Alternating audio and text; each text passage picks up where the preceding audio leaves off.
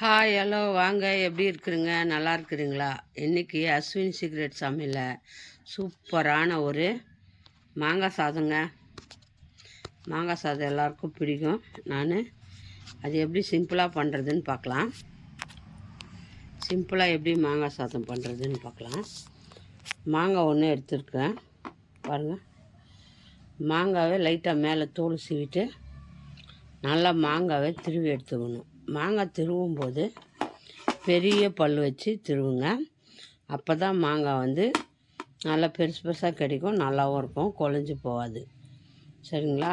சூடான ரைஸ் வடிச்சிட்டு மாங்காய் சாதம் எப்படி பண்ணுறது சிம்பிளான முறையில் பார்க்கலாம். ரொம்ப டேஸ்டியாக இருக்கும். மாங்காய் சாதம் பிடிக்காதுங்க யாருமே இருக்க மாட்டேங்க. நான் ஒரு மாங்காவை தான் போட்டு செய்ய போகிறேன். கொஞ்சமாக ஒரு ரைஸ் வச்சுக்கிறேன். ஒரு கிளாஸ் ரைஸுக்கு ஒரு மாங்காய். சரிங்களா? இது எப்படி செய்கிறதுன்னு பார்க்கலாம். திருவிட்டு காட்டுறேன் பாருங்கள். மாங்காய் நம்ம ரொம்ப ஃபுல்லாக தோல் சீவக்கூடாது, லைட்டாக தான் தோல் சீவணும். ஏன்னா அப்படியே குழன்னு ஆகிடுங்க. மாங்காய் வதக்கும் போது கொஞ்சம் தோலாக போடுங்க. அப்போ தான் நல்லா டேஸ்டியாக இருக்கும். மாங்காய் கரையாது, நல்லாவும் இருக்கும் சாப்பிட்றதுக்கு. சரிங்களா? லைட்டாக ஒன்று பாதியமாக மேலே தோல் எடுத்துகிட்டு நம்ம இதை திருவிக்கலாம். மாங்காய் சாதம் மட்டும் இல்லைங்க, இன்றைக்கி முட்டை தொக்கும் இருக்குது. முட்டை தொக்குக்கு நான் முட்டையெல்லாம் வேக வச்சுக்கிறேன். வாங்க பார்க்கலாம். முட்டை மாங்காய் ரைஸ். சரிங்களா? முட்டை நான் நல்லா வேக வச்சுக்கிறேன். நல்லா முட்டை வேக வச்சு தோல் உரித்து எடுத்துக்கலாம் முட்டை தொக்குக்கு.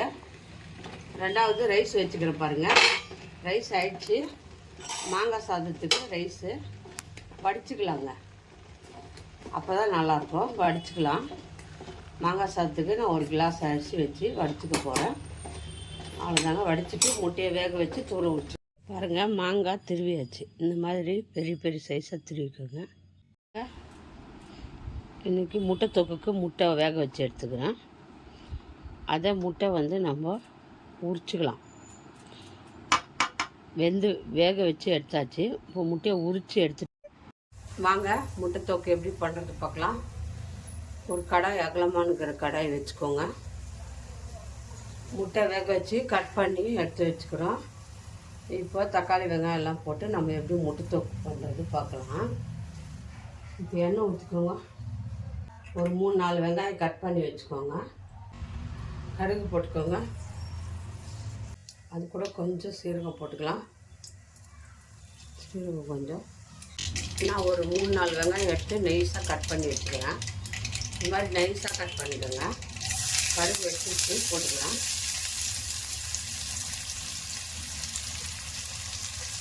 ஒரு 2-3 வெங்காயம் நல்லா நைஸாக கட் பண்ணிக்கிறோம். நல்லா வெங்காயம் வதக்கிக்கலாம். அது கூட கொஞ்சம் கருவேப்பிலை போட்டுக்கோங்க. 1/2 ஸ்பூன் வெங்காயம் நல்லா வதங்கிடுச்சு. 1/2 ஸ்பூன் இஞ்சி பூண்டு பேஸ்ட்.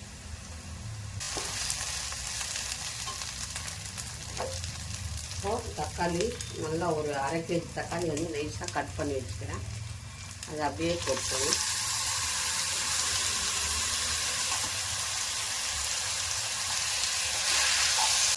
தேவைக்கு கல்லுப்பு போட்டுக்கணும். நல்லா தக்காளி கரைஞ்சி வரட்டும்.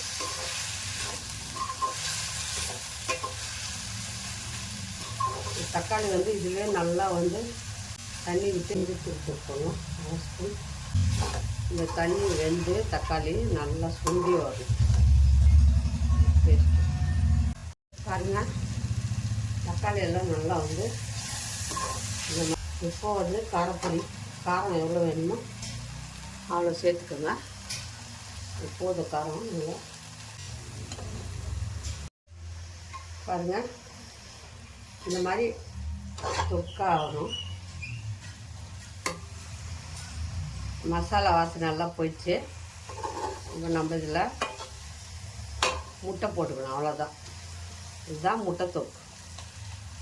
அப்படியே சப்பாத்தி, இட்லி, தோசை எல்லாத்துக்குமே நல்லாயிருக்கும்.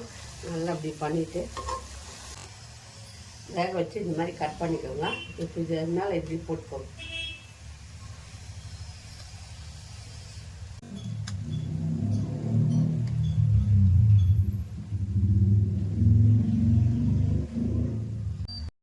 பாருங்கள், இப்போ முட்டை எல்லாம் திருப்பி போட்டு ஒரு 2 நிமிஷம் விட்டுருங்க.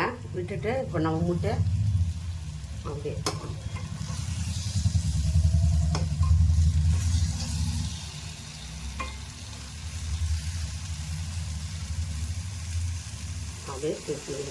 நெக்ஸ்ட்டு நம்ம மாங்காய் சாதம் பண்ணிக்கலாம். இதை எடுத்து வச்சுட்டு மாங்காய் சாதம் தாளிச்சிக்கலாம். வாங்க இப்போ மாங்காய் சாதம் தாளிச்சிக்கலாம். கடாயில் இருக்கிற முட்டை எடுத்துகிட்டு கழுவிட்டேன். கடாயில் தான் அந்த கடாயில் பண்ணுறேன். கொஞ்சம் எண்ணெய் ஜாஸ்தி ஊற்றிக்கணும். முட்டை ரைஸ், இது மாங்காய் ரைஸ்.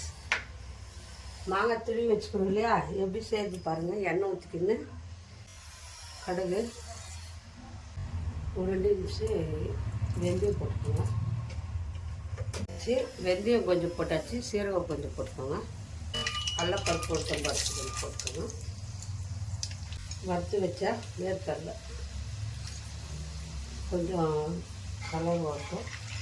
கடலப்பருப்பு போட்டாச்சு, வேர்க்கடலையும் போட்டுக்கலாம்.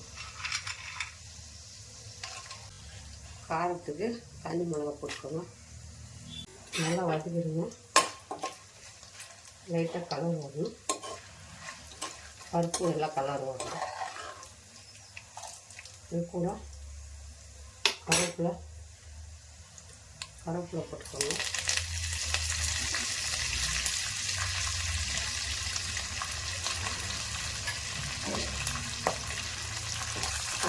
கொஞ்சம் மல்லித்தூள். இப்போ நம்ம மாங்காய் திருவி வச்சுக்கணும் இல்லையா, மாங்காய் திருவண்ண மாங்காய் போட்டுக்கோங்க.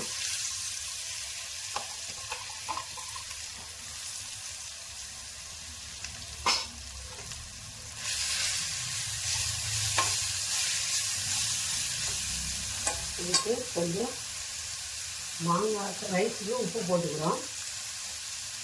மாங்காய் தகுந்த மாதிரி கொஞ்சமாக உப்பு போட்டுக்கணும். நல்லா வதக்கணும்.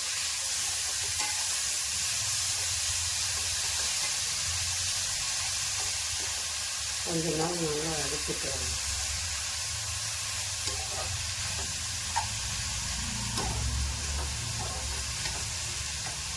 மாங்காய் வந்து வேகணும். ஒரு 5 நிமிஷம் நல்லா வதக்கிட்டே இருக்கணும்.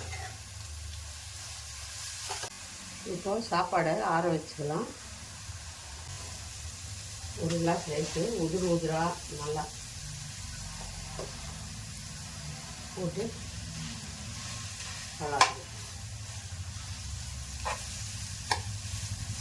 எல்லாத்துக்கும் பிடிக்கிற மாதிரி பாருங்க.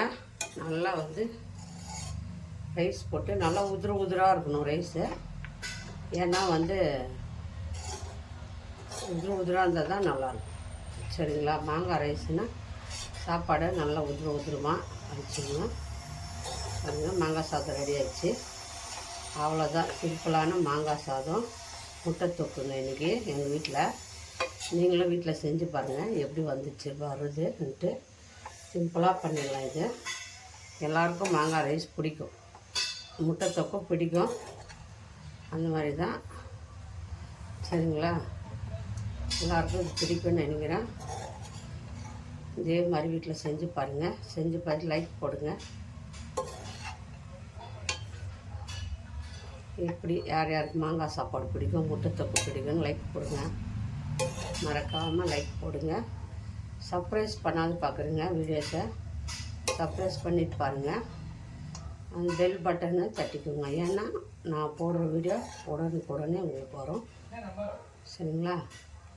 சப்ஸ்கிரைப் பண்ணுங்கள், லைக் போடுங்க, ஷேர் பண்ணுங்கள், கமெண்ட் பண்ணுங்கள். இன்னொரு டிஷ்ஷில் பார்ப்போம். பாய்.